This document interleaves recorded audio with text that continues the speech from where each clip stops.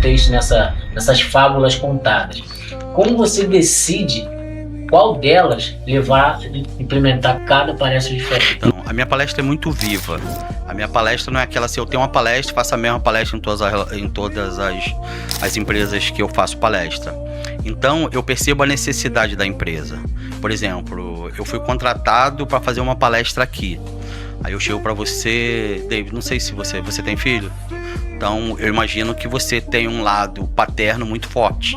Então, o que eu vou fazer? Eu vou contar uma fábula de pai. Eu percebi que você é um pai, que você naturalmente gosta da sua filha, e eu vou trazer uma fábula que conte, que fale de amor paterno e te gere reflexão como você lida com seu filho. Posso levar uma fábula sobre pai? Essa história foi contada por um amigo meu e confesso que quando ele me contou me emocionou e acho pertinente trazer, já que eu falei do conceito que eu levo.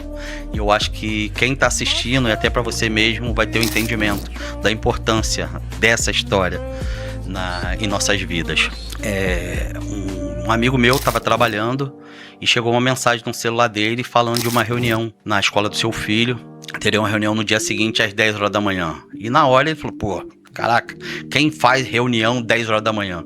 E no dia seguinte, era uma quarta-feira, e ele lembrou que ele tinha uma reunião e ele teria que desmarcar para estar na escola, mas fazer o quê? Ele foi na reunião.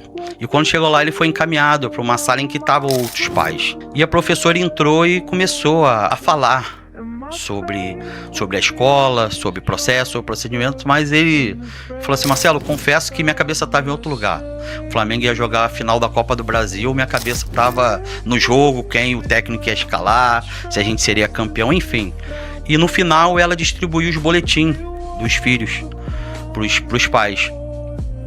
E foi, de repente eu escutei, João Júnior.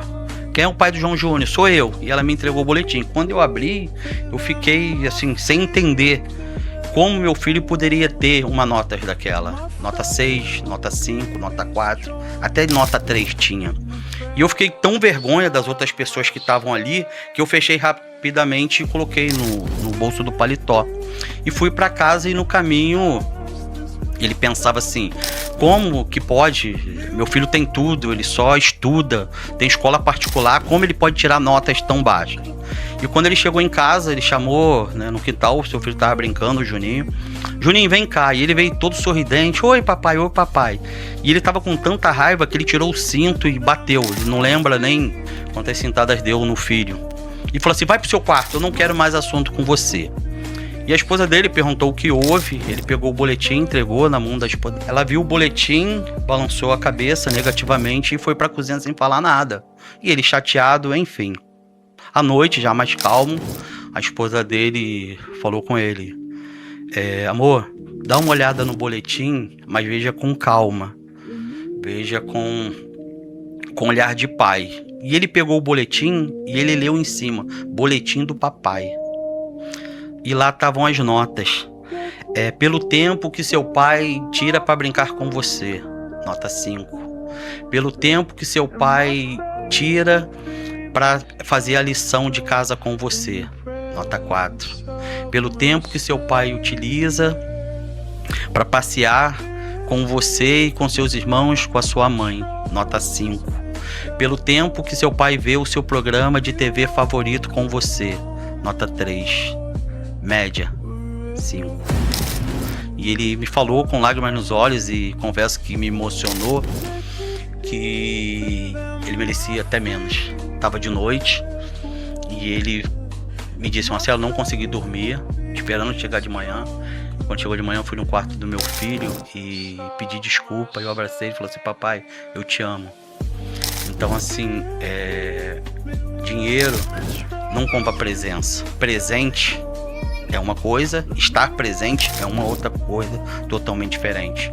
Pode ter certeza que nossos filhos, nossos familiares mais próximos, eles se espelham na gente. E a gente acaba sendo direcionamento.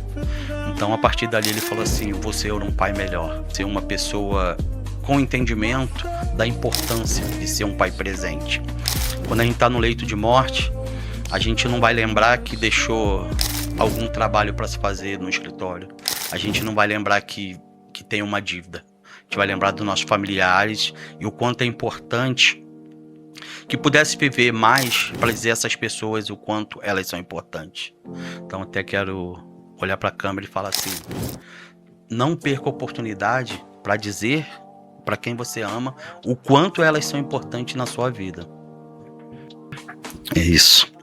Pô, cara, que história.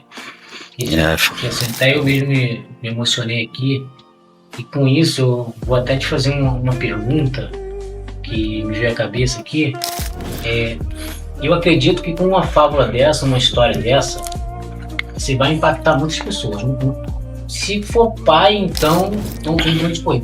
E ele sendo pai ou sendo filho, porque se ele for pai, ele vai pensar no filho dele. E se ele for filho, ele vai pensar no tempo que o pai dele não deu. E sobre isso eu queria te perguntar uma coisa. Por que existem palestras aonde, como essa, que vai impactar pessoas, a gente demora meses ou fica eternamente na nossa cabeça? E existem outras palestras onde você vai, assiste, você não vê a hora de acabar e terminou, você não lembra mais nem o cara. Sai dali, eu não lembro nem o que o cara falou.